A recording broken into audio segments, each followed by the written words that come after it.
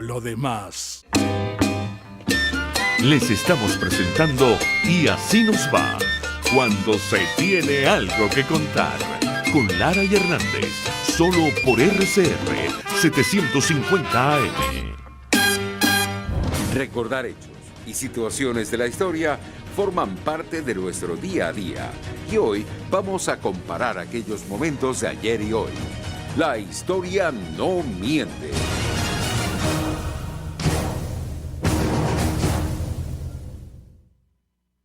Bueno, hoy es 18 de febrero. Las personas de la generación anterior a la nuestra, Neomar, tienen mucho más clara la fecha, porque fue para muchos la fecha que les dividió en dos su vida.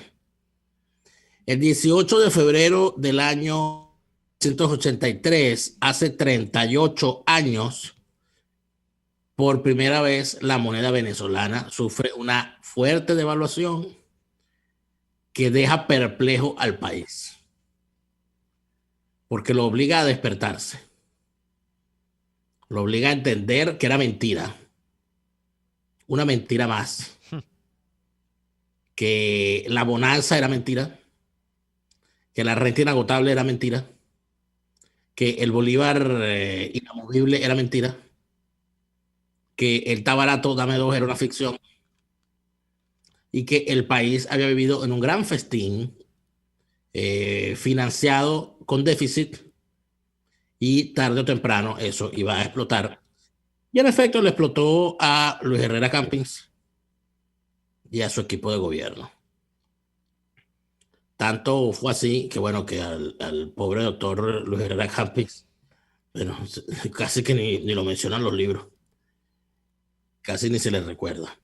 Más allá de las mofas, claro, y de las burlas a las que fue sometido por un país que decidió que la culpa la tenía él. Obvio, ¿no? Y probablemente sí, era uno de los culpables. Pero mucha gente caricaturiza, Neymar, lo que fue el Viernes Negro como, bueno, el hecho de, ay, se acabaron el tabarato, dame dos, se acabaron los viajes a Miami, se acabó la fiestica y tal. Pero en realidad, para un vasto sector de la población, sobre todo de la clase media, el Viernes Negro fue una tragedia. Y fue una tragedia porque estamos hablando de gente que en medio de esa gran movilidad social positiva que permitía la paridad bolívar-dólar, se podían permitir endeudarse para comprar su apartamento, para comprar inclusive su vivienda principal y su apartamento de playa, ese tipo de cosas, esas ficciones. Estamos hablando de lo normal que era, ¿sí? Ir de fin de semana a Aruba o a Miami, o ir de compras al Puerto Libre de Margarita, lo que sea. Pero dentro de todo eso, bueno, hubo muchísima gente, bueno, que tuvo que entregar los apartamentos, que perdió las hipotecas. O sea, hubo situaciones bancarias gravísimas. Y sobre todo hubo algo de lo cual no nos hemos curado. Y creo que pasarán generaciones antes de curarnos, que es la profunda desconfianza en el manejo que los políticos hacen de la economía. Y de la profunda desconfianza que el venezolano siente hacia el sistema bancario. Todos nos mienten. Y entonces o sea, nadie podía explicar qué fue lo que pasó. Tú le preguntas al ministro de Hacienda de la época y él tiene una explicación, pero le preguntas al presidente del Banco Central y tiene otra. Y fue gracioso y tragicómico, mejor dicho, ver y saber, si se revisa la prensa de la época, que lo que resaltó fundamentalmente del Viernes Negro fue el conflicto abierto entre el presidente del Banco Central y el ministro de Hacienda, peleando por lo que tenía que ser el control de cambio del sistema y la paridad que debería colocarse. Pero además de eso, se destapó y se impuso y arrancó una una rendija que se fue en la pared, que se convirtió en agujero, terminó siendo grieta y llegó un momento que la pared se cayó. Y ese agujero es una cosa llamada el dólar preferencial. Ujú.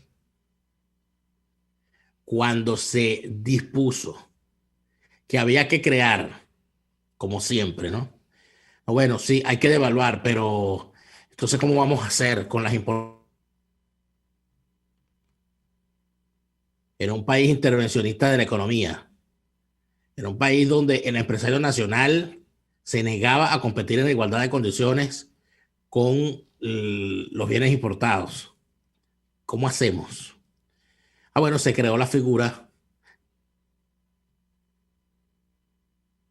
Perdimos a Daniel. A ver, vamos a retomar la comunicación, pero yo diría que la expresión que de alguna manera entiende o que de alguna manera nos hace entender el Viernes Negro es la expresión cambio de época. O sea, cuando a ti te hablan de ese 28, ese 18 de febrero, febrero es un mes complicado.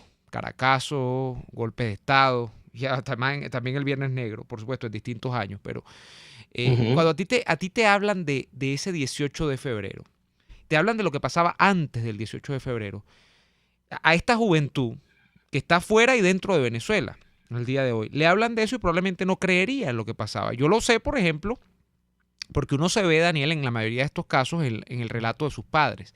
Y el relato de los padres de nosotros es el relato de una generación que, por lo menos en el caso, y creo que puedo hablar por los dos, pero es una generación que viene de unos orígenes modestos, pero que a punta de trabajo logra movilidad social ascendente. Y esa movilidad social ascendente es tangible. Eso no es que ellos se creían ricos. No, compraron apartamentos, lograron comprar vehículos. Y estoy hablando de que el crédito era un instrumento que existía en Venezuela. Sí, sí. Usted que me está escuchando, usted compraba un apartamento y lo compraba a 30 años o lo compraba a 20 años. Usted compraba un carro y lo compraba en concesionario.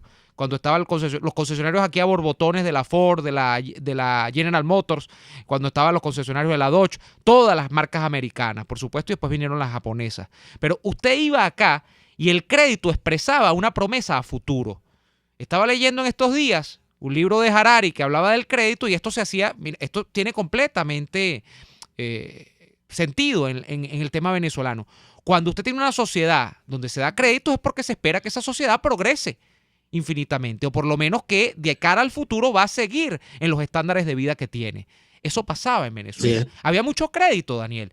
Y cuando usted le dice eso a un joven del día de hoy, hablo de cambio de época, porque al día de hoy hay una realidad que es completamente disímil. Esta es una realidad donde mucha gente dice, mira, por más que trabajo, jamás voy a salir de ser un alquilado, jamás voy a poder comprarme un carro, jamás voy a... O sea, nada, literalmente nada. Y lo que pasó ese 18 de febrero tiene que ver con, como dices tú, un aterrizaje de las expectativas. Porque yo diría que lo que le pasaba a Venezuela antes del Viernes Negro es que estaba viviendo por encima de sus expectativas. ¿Y qué es vivir por encima de las expectativas en el caso venezolano? Que los niveles medios de vida que tenía el venezolano no se correspondían con los niveles de productividad interna que tenía Venezuela. Es decir, la oferta de bienes y servicios que se creaba en Venezuela o las cosas con valor añadido que se hacían en Venezuela, pese a que había mucha industria, sí, pese a que había mucho comercio, sí, no correspondía con la imagen que tenía el venezolano promedio en su cabeza de lo que era Venezuela, que creía que era un emirato árabe. Eso es lo que creía la gente que era Venezuela. Claro, pero fíjate que dentro de todo eso hubo unos grandes beneficiados del mar. Arrancó, o sea, se acabó una etapa y empezó otra, que fue la etapa de los grandes corruptos. Exacto. Fue la etapa de las grandes redes de corrupción. Fue la etapa de las grandes mafias bancarias asociadas a los intereses políticos. Fue la hora de los políticos en nómina de bancos. Fueron los tiempos que fueron poco a poco engordando y explotan de nuevo en el año 94 con la crisis bancaria y vuelven a caer en un sistema de control de cambio con los mismos vicios. Porque el planteamiento era uno solo, un control de cambio donde había un dólar barato para importaciones esenciales y un dólar más caro para importaciones no esenciales. ¿Y quién decide qué es lo esencial? El Estado. El gobierno. ¿En función de qué intereses? De los intereses del gobierno, de sus financistas y de sus sectores asociados. Pero al final de esos grandes intereses hay un funcionario que es el que firma la planilla y decide quién eres tú y cuánto te toca. Y cuando tú revisas la cantidad de escándalos y de funcionarios metidos en eso, y te vas de RECADI, lo que fue RECADI, régimen de cambio diferencial, que duró todo, que duró el gobierno de Luis Herrera, el año que le quedaba, todo el gobierno de Lucinchi, y fue desmontado finalmente por el gobierno de Carlos Andrés Pérez II. Ves todo lo que ocurrió allí y llegas al año 96 a la oficina se llama en el caso de Caldera se llamaba la OTAP. La OTAC de cambio, administración y cambio. Cuando llegas allí y ves los escándalos, tú dices, bueno, pero todo es lo mismo. Y de toda esa astucia, de todo ese detritus, de todos esos corruptos, ladrones, lambucios, importadores ficticios, funcionarios corruptos, ministros que se hacían los locos, gente que traficaba con información en aquel tiempo, mira, en esos tiempos de control de cambio, se pagaba por la información, Omar. El que estaba dateado tenía el poder, era rico. Claro. Porque si alguien llegaba y decía, mira, van a mover la banda. ¿Cómo es eso? A que van a mover la banda para arriba. Va a aumentar el precio del dólar. Pum, el que tenía esa información iba, compraba dólar barato y cuando venía y movían la banda.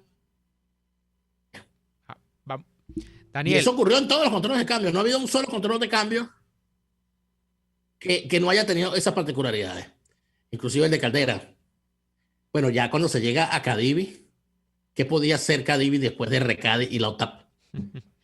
¿Qué podía hacer? Vamos a ir a la pausa y seguimos con algunas reflexiones adicionales sobre esto a la vuelta del corte comercial. Ya venimos. RCR les está presentando a Lara y Hernández en Y Así Nos Va por su 750 AM. Sintonícenos a través de Periscope, @RCR750.